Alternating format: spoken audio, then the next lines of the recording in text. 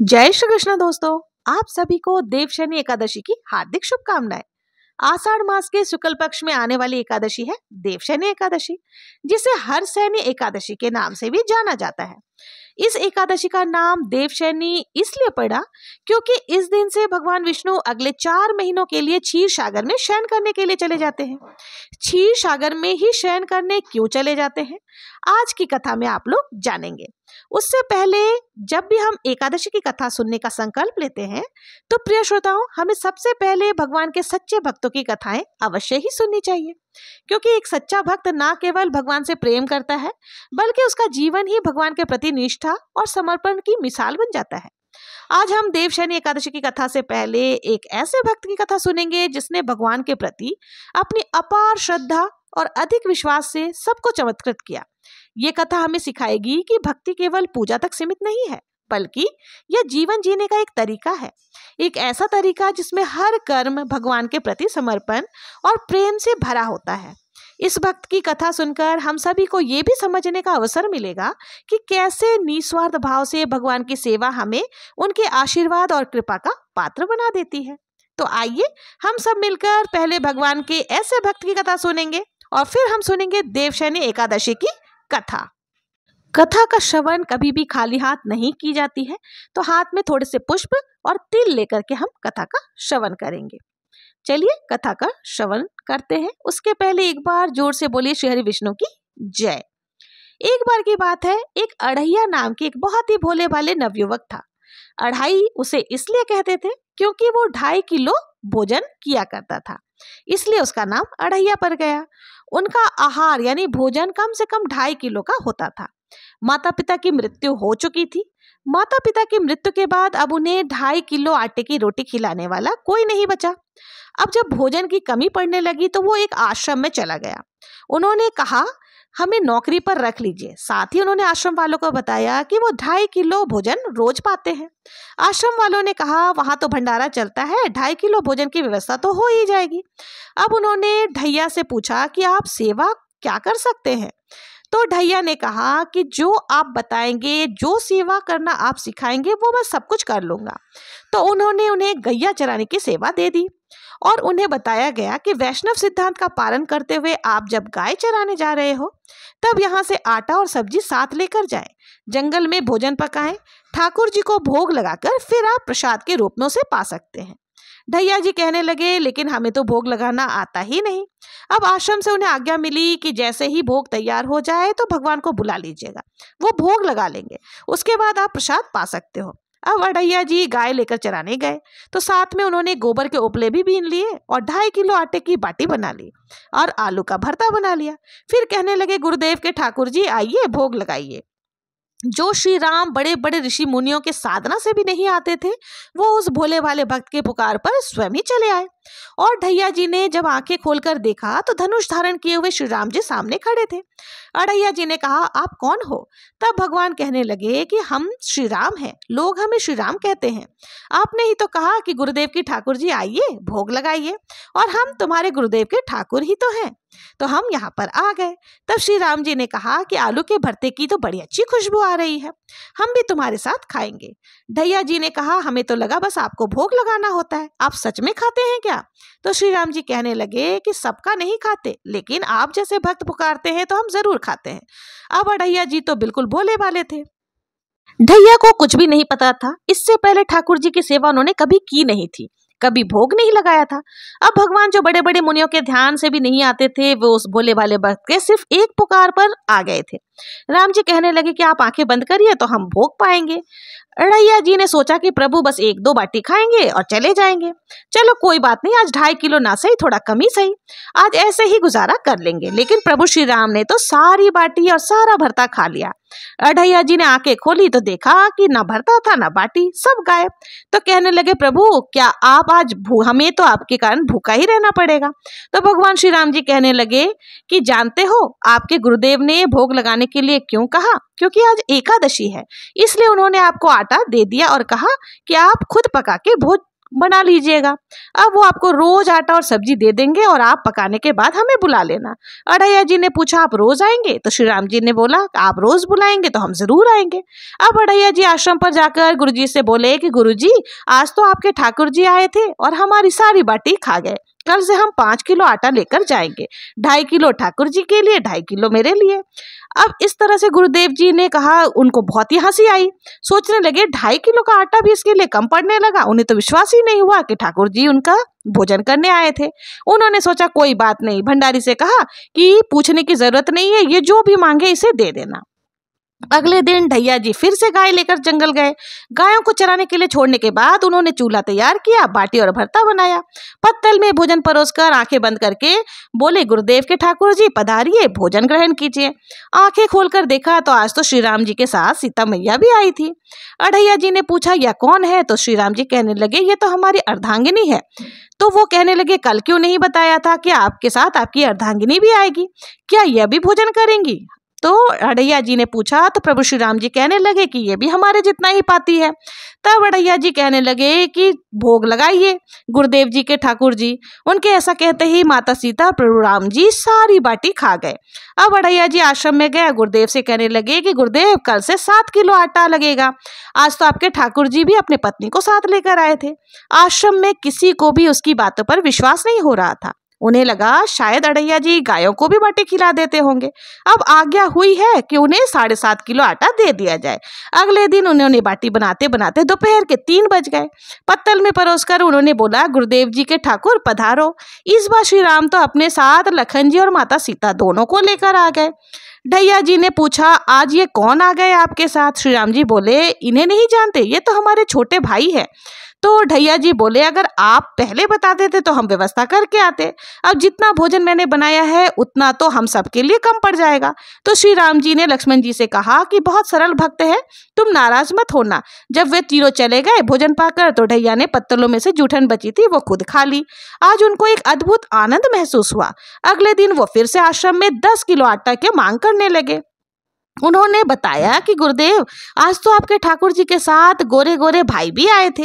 अब गुरुदेव जी सोच रहे थे कि भला इस भोले भाले भगत को श्री राम, सीता मैया, लखन जी सभी का अनुभव कैसे हो सकता है। अढ़ैया जी ने आज 10 किलो आटा लिया, जंगल गए, बाटी बनाई और फिर बोले, गुरुदेव के ठाकुर जी आओ पधारो, भोजन जीम लो। आज तो उन्होंने देखा कि एक साथ विशाल हनुमान जी भी आए थे। अब उन्होंने राम जी से पूछा, आज ये कौन है? तो श्री राम जी कहने लगे, ये तो हमारे प्रिय सेवक है हनुमान। तो अढ़ैया जी कहने लगे, प्रभु अगर एक बार में ही बता देते तो आपके कुल में कितने लोग हैं तो हम उतना ही भोजन का इंतजाम करके आते। आप एक बार तो बता दीजिए कि कुल कितने लोग हैं, तो हम अपने गुरु जी से जाकर कह देंगे। ये सब बातें अढ़ैया जी श्री राम जी से कह रहे थे। तब श्री राम जी ने हनुमान जी से कहा, गुस्सा मत होना, ये बहुत ही निराला भक्त है हमारा। अब कोई बात नहीं, जितना भोजन था वो सबने उसी में भोजन ग्रहण किया। अब अढ़ैया जी ने सबसे कहा कि प्रसाद पाइए। प्रभु सबने प्रसाद पाया और जो बच गया वो हनुमान जी ने खत्म कर दिया। आज फिर वापस जाकर अढ़ैया जी ने गुरुदेव से कहा, गुरुदेव कल से तो आप मुझे 5 किलो आटा दे दीजिएगा। आज तो आपके प्रभु के साथ में विशाल सेवक भी आए थे। अढ़ैया जी की बातें सुनकर गुरुदेव को बहुत रोमांच हुआ। उन्होंने सोचा कि क्या प्रभु सच में करुणा करके इस भगत को दर्शन दे रहे हैं। उन्होंने सोचा अगली बार यह वापस आए तो इनकी परीक्षा लूंगा। इस बार वो 15 किलो आटा लेकर गए, बाटी बनाई और फिर बोले, गुरुदेव जी के ठाकुर जी आइए, भोजन पाइए। अब राम जी पधारे, साथ में आज 2 लोग और थे। उन्होंने श्री राम जी से पूछा, प्रभु अब ये कौन है? तब राम जी ने कहा कि ये मेरे 2 और भाई हैं, भरत और शत्रुघ्न। फिर सबने भोजन प्रसाद पाया। अब अढ़ैया जी वापस आश्रम में आ गए तो गुरुदेव से कहने लगे, गुरुदेव कल तो 20 किलो वाली आटे की बोरी दे दीजिएगा। अब आपके ठाकुर जी के साथ इतने सारे ठाकुर आते हैं कि वो सब कम पड़ जाता है, और आपके तो इतने ठाकुर हैं, फिर तो हम उनके लिए अब दिन भर भोग बनाएंगे।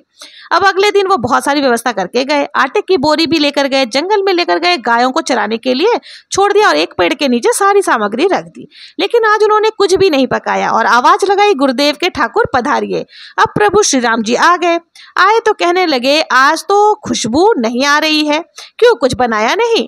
तो अढ़ैया जी बोले, प्रभु आपके साथ तो आपकी पत्नी है, सेवक है, इतने दिन से आप हमारे हाथ का प्रसाद पा रहे हैं, आज हम आपके हाथ का पाना चाहते हैं। अब तो प्रभु ने सीता जी की तरफ देखा कि यह तो बहुत ही अलबेला भक्त है। सीता जी ने अनंत सामर्थ्यशाली है और सभी शक्तियों की स्वामिनी है।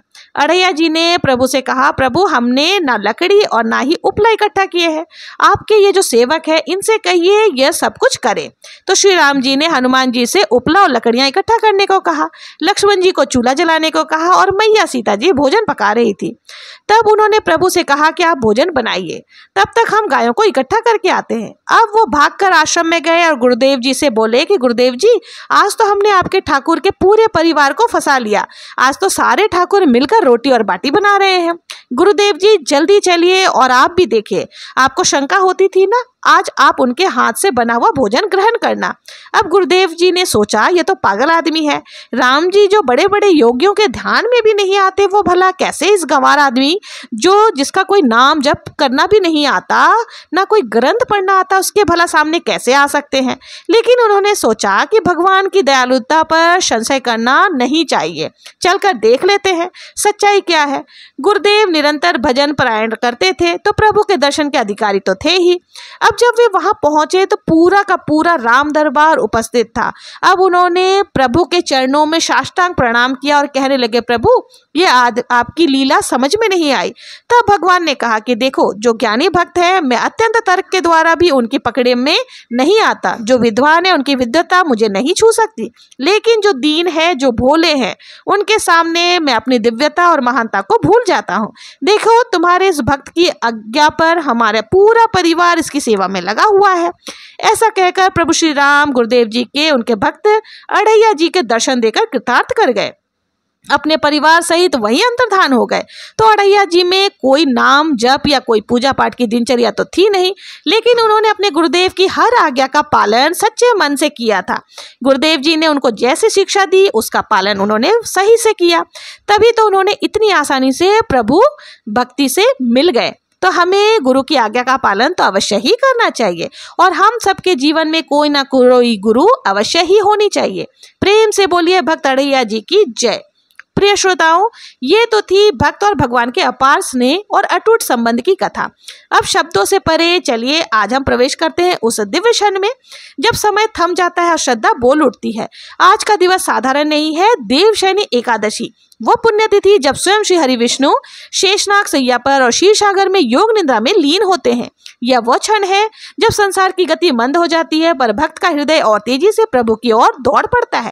एक बार नारद मुनि ने ब्रह्मा जी से पूछा, आषाढ़ मास के शुक्ल पक्ष में कौन सी एकादशी आती है और वह किस प्रकार जीवों का उद्धार कर सकती है। देवर्षि नारद का यह प्रश्न सुनकर ब्रह्मा जी ने कहा, मेरे प्रिय पुत्र, भगवान श्री विष्णु की प्रिय एकादशी व्रत से बढ़कर और क्या हो सकता है भला। जो भी व्यक्ति एकादशी का अनादर करता है वो घोर नरक में जाता है। आषाढ़ मास के शुक्ल पक्ष में पड़ने वाली एकादशी को हर्षयनी एकादशी या पद्मनाभ एकादशी के नाम से भी जाना जाता है। इसके विषय में हे नारद, अब मैं एक पौराणिक कथा सुनाता हूँ, ध्यान पूर्वक सुनो। सतयुग में मानधाता नामक एक चक्रवर्ती सम्राट राज्य किया करते थे। उनके राज्य में प्रजा बहुत ही सुखी थी, किंतु भविष्य में क्या हो जाए ये कोई नहीं जानता था, अतः वह सम्राट भी इस बात से अनभिज्ञ थे। उनके राज्य में शीघ्र ही भयंकर अकाल पड़ने वाला है। उनके राज्य में पूरे 3 वर्षों तक वर्षा न होने के कारण भयंकर अकाल पड़ गया और इस अकाल से चारों ओर त्राही त्राही मच गई। धर्म पक्ष यज्ञ, हवन, पिंडदान, व्रत, कथा आदि में कमी हो गई। जब मुसीबत पड़ी तो धार्मिक कार्यों में प्राणी की भला रुचि कहाँ रह जाती है। भीषण अकाल से त्रस्त प्रजा ने अब राजा के पास जाकर रक्षा की गुहार लगाई। राजा तो इस स्थिति को लेकर पहले से ही दुखी थे। वे सोचने लगे कि आखिर मैंने ऐसा कौन सा पाप कर्म किया है जिसका दंड मुझे इस रूप में मिल रहा है। फिर इस कष्ट से मुक्ति पाने का कोई साधन करने की उद्देश्य से राजा अपनी सेना को साथ लेकर जंगल की ओर चल पड़े। वहां भटकते भटकते एक दिन वे ब्रह्मा जी के पुत्र अंगिरा ऋषि के आश्रम में जा पहुंचे। पहुंचकर उन्होंने साष्टांग प्रणाम किया। ऋषिवर ने आशीर्वाद देने के बाद कुशल मंगल पूछी। फिर जंगल में विचरण और अपने आश्रम में आने का कारण जानना चाहा। तब राजा ने हाथ जोड़कर कहा, हे महात्मा, मैं सभी प्रकार से धर्म का पालन करता हूँ। अपने राज्य में अकाल का दृश्य देख रहा हूँ। आखिर किस कारण से ऐसा हो रहा है? कृपया इस समस्या का कोई समाधान बताइए। राजा की यह समस्या सुनकर महर्षि अंगिरा ने कहा, हे राजन, सब युगों से उत्तम यह सतयुग है। इसमें छोटे से छोटे पाप का भी बड़ा भयंकर दंड मिलता है। इससे धर्म अपने चारों चरणों में व्याप्त रहता है। ब्राह्मण के अलावा किसी अन्य जाति को तप करने का अधिकार नहीं है। जबकि हे राजन, आपके राज्य में एक शुद्ध तपस्या शूद्र जाति का तपस्या कर रहा है। यही कारण है कि आपके राज्य में वर्षा नहीं हो रही है। जब तक वो काल को प्राप्त नहीं होगा तब तक ये दुर्भिक्ष शांत नहीं होगा। राजन, दुर्भिक्ष की शांति उसे मारने से ही संभव है, किंतु राजा का हृदय एक नर अपराध शुद्ध तपस्वी का वध करने के लिए तैयार नहीं हुआ। इसलिए उन्होंने कहा, हे देव, मैं उस निर अपराध को मार दूं, यह बात मेरा मन स्वीकार नहीं कर रहा। कृपा करके आप कोई और उपाय बताइए। तब महर्षि अंगिरा ने कहा, राजन, फिर आषाढ़ मास के शुक्ल पक्ष की एकादशी का आप विधि विधान से पालन करो। इस व्रत के प्रभाव से आपके राज्य में अवश्य ही वर्षा होगी। अपनी समस्या का समाधान जानकर महाराज मानधाता ने मुनिवर को प्रणाम किया और उसके बाद वो अपनी सेना सहित अपनी राजधानी वापस लौट आए। फिर चारों वर्णों सहित पद्मनाभ एकादशी का विधि पूर्वक व्रत किया। इस व्रत के पुण्य प्रभाव से राजा के राज्य में मूसलाधार वर्षा हुई और पूरा राज्य धन धान्य से परिपूर्ण हो गया। भगवान श्री कृष्ण महाराज युधिष्ठिर से कहते हैं, हे राजन, ये महान पुण्यदायी, स्वर्ग और मोक्ष प्रदान करने वाली और सभी पापों को हरने वाली तथा उत्तम एकादशी व्रत है। आषाढ़ शुक्ल पक्ष में देवशयनी एकादशी के दिन जिन्होंने कमल पुष्प से कमल लोचन भगवान श्री हरि विष्णु का पूजन तथा एकादशी व्रत किया है, उन्होंने तीनों लोकों और तीनों सनातन देवताओं का पूजन कर लिया। हरिशयनी एकादशी के दिन मेरा एक स्वरूप राजा बलि के यहाँ रहता है, दूसरा क्षीर सागर में शेषनाग की सैया पर तब तक शयन करता है जब तक आगामी कार्तिक की एकादशी नहीं आ जाती।